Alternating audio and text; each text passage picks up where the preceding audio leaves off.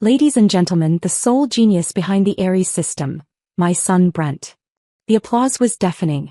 I stood frozen as my father Edward handed the microphone to my brother, a gambling addict who couldn't code a single line.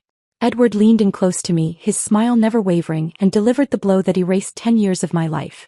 "Don't make a scene, Mia," he whispered, his voice cold as ice. "You're just the mechanic. Mechanics don't get equity. Now smile or you won't even get a severance package." I didn't scream. I didn't cry. I reached into my pocket, pulled out my security badge and set it gently on the mahogany table. It made a soft click that nobody heard over the cheering. Then I turned around and walked out. I walked past the investors, past the champagne, and past the $1.2 billion worth of technology that, unbeknownst to them, was about to become very, very expensive paperweights. Before I tell you what happens when a mechanic decides to stop fixing the engine, drop a comment. Where are you watching from, and have you ever had someone take credit for your life's work? I sat in my 10-year-old sedan, the engine cold, listening to the muffled bass of the celebration music thumping through the garage concrete. My name is Mia. I am 32 years old, and for the last decade I have been a ghost. Inside that building they were toasting to the future of Aries MedTech. They were celebrating the Class 3 robotic prosthetics that could let a paralyzed man run a marathon. But they didn't know how those machines actually worked. They didn't know that every single line of code, every safety protocol, and every FDA compliance log bore my digital fingerprint. My brother Brent? The architect? Brent couldn't even spell compliance. He was a gambling addict who treated the company accounts like his personal casino. I spent my 20s cleaning up his messes. I worked 18-hour days fixing his errors, covering his tracks, and ensuring that our technology didn't accidentally kill someone. I signed every safety log because Brent didn't have the license. I was the safety net that caught him every time he fell. You might ask why I stayed. Why did I let them use me for 10 years? It's a question I asked myself every time I drove home alone while they went on vacations I paid for. The truth isn't simple. It's what psychologists call the trap of normalized cruelty. My father Edward didn't break me in a day. He chipped away at me slowly, methodically since I was a child. He taught me that love was conditional. He taught me that my value wasn't inherent. It was functional. I was valuable only when I was useful. I remember when I was 12 I won the state science fair.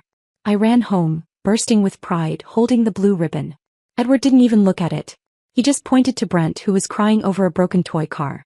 "Fix it, Mia," he had said. "Your brother is the statue, you are the pedestal.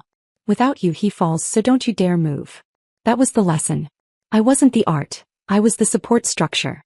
I wasn't the star, I was the gravity that kept their world from spinning apart. They trained me to be invisible. They trained me to believe that being the good daughter meant setting myself on fire to keep them warm. They thought that training would last forever. They thought I would fade away quietly because that's what pedestals do. They stay still while the statue gets the glory. But they forgot one thing. If you remove the pedestal, the statue doesn't just look less impressive. It crashes to the ground and shatters into a million pieces. I looked at my hands. These were the hands that wrote the code. These were the hands that secured the safety of thousands of patients.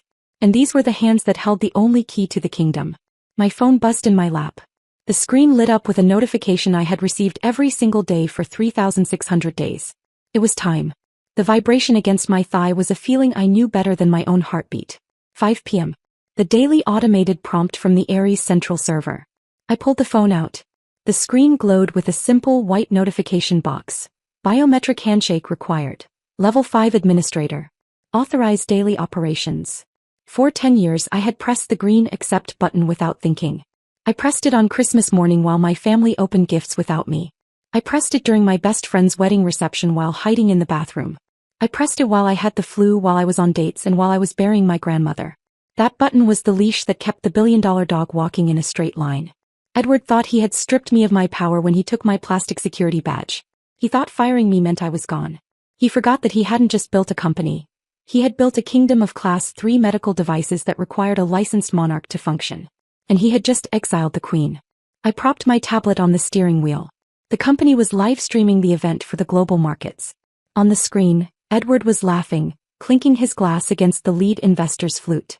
Behind him, the Aries Mark IV prototype arm was performing a delicate piano sonata, its titanium fingers moving with fluid grace. It was a masterpiece of engineering. My masterpiece. Zero equity, I whispered. I looked down at my phone. My thumb hovered over the screen. The green button meant safety. It meant keeping the peace. It meant swallowing the insult, going home and hoping they might throw me a few crumbs of gratitude later. The red button meant war. I didn't hesitate. I didn't shake. I pressed decline. On my phone, a new message flashed. Authorization denied.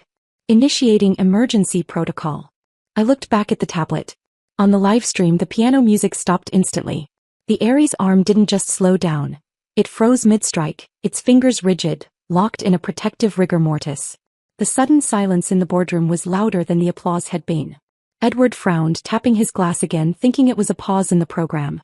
He turned to the prototype and waved his hand, expecting the motion sensors to pick him up. The arm stayed dead.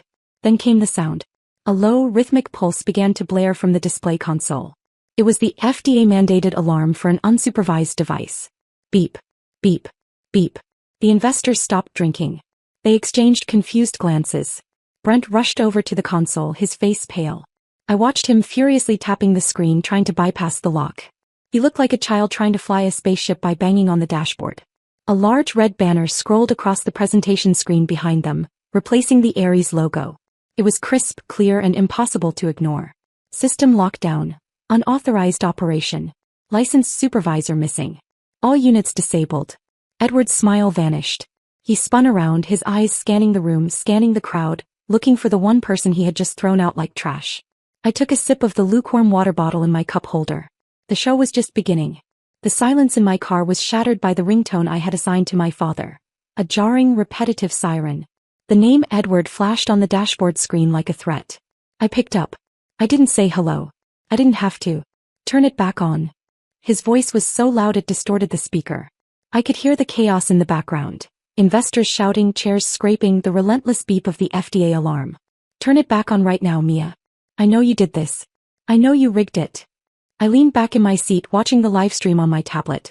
On screen, Brent was sweating through his expensive suit, frantically mashing buttons on a console that was completely dead. I didn't rig anything, Edward, I said, my voice calm, almost bored. I told you, I'm just the mechanic. And since I don't work there anymore, I can't authorize the safety protocols. Don't give me that technical garbage, he screamed. You sabotaged the fleet. You planted a virus. I will sue you for everything you have. I will bury you so deep you'll never work in this industry again. It's not a virus, I corrected him. It's a feature. Specifically, it's the 24-hour supervisor mandate required for Class 3 medical devices. Without a licensed administrator to biometrically sign the logs, the system defaults to safe mode to prevent patient injury. It's not sabotage, Dad. It's the law. I don't care about the law, he roared. I have investors here. I have $1 billion deal on the table. Fix it. There was a scuffling sound, and then my mother's voice came on the line. She was crying, that breathless, high-pitched sob she used whenever she wanted to manipulate me. Mia, please, Cynthia begged. How could you do this? How could you be so cruel to your brother? This was his big night. He needs this win. Why are you trying to destroy this family? I closed my eyes for a second. There it was. The classic pivot. When threats didn't work, they switched to guilt. They didn't care that Edward had just fired me and erased my existence. They only cared that I was ruining the party. I didn't destroy the family, Mom, I said. You did. When you sat there and watched Dad give my life's work to a gambling addict. You chose your side. We gave you a job, she shrieked, the mask slipping. We fed you. We let you play scientist in that lab. And this is how you repay us. By embarrassing us. Give me the phone. Edward snatched it back. His breathing was ragged. Listen to me, you ungrateful little brat. I want the override code. Right now. Give me the password and maybe, I won't call the police. I looked at my hand again. The thumb that had pressed decline. There is no password, Edward, I said. It's a biometric key. It scans the unique vascular pattern of a licensed engineer's thumbprint. Specifically my thumbprint. Then come back here, he demanded. Get in here and unlock it. I can't do that, I said. Why the hell not? Because you fired me, I said. And as you so clearly pointed out, mechanics don't get equity. So unless you're planning to sign over 50% of the company in the next 5 minutes, my thumb stays with me. You can't do this, he stammered, the reality finally hitting him. You can't just walk away with the keys to $1 billion company. I just did, I said. Good luck with the investors, Dad. I hear they hate surprises. I tapped the red end call icon on the screen. The connection severed. The sirens stopped. On the tablet, I watched as the lead investor stood up, buttoned his jacket and walked out of the room. Edward chased after him, grabbing his arm, desperate, pathetic. I put the car in gear. I wasn't going home. I was going back. Not to fix it but to finish it. I walked back into the lobby of Ares MedTech. The security guard, old Mr. Henderson, couldn't look me in the eye. He just buzzed me through the turnstile with a shaking hand. I took the elevator up to the penthouse floor. I expected lawyers. I expected a settlement offer. I expected Edward to slide a piece of paper across the table with a number that had too many zeros, trying to buy back his dignity. I was naive. I forgot that when you corner a narcissist, they don't negotiate. They annihilate. The boardroom doors were open. The atmosphere inside was heavy, suffocating. The investors were still there, sitting in tense silence. Brent was leaning against the wall, scrolling on his phone, looking bored. Edward stood at the head of the table. He wasn't sweating anymore. He wasn't screaming. He was adjusting his cufflinks, looking calm. Too calm. "I'm here," I said, stepping into the room. "Let's talk about the equity I was denied." Edward looked up. He didn't smile. He looked at me with a performance of such profound sadness that for a second, I almost believed it myself. "I'm sorry, Mia," he said softly. "I really didn't want it to end like this." "End like what?" "Like this." He nodded toward the side door. It burst open. 4 men in windbreakers stormed in. They didn't look like corporate lawyers. They moved with the aggressive precision of law enforcement. On the back of their jackets in bold yellow letters, FBI. My blood ran cold. "Mia Vance," the lead agent barked, crossing the room in 3 strides. "Hands where I can see them." "What is this?" I asked, backing up. "I didn't do anything. We have a sworn affidavit from the CEO of Ares MedTech alleging corporate espionage, wire fraud and the deployment of malicious ransomware," the agent said.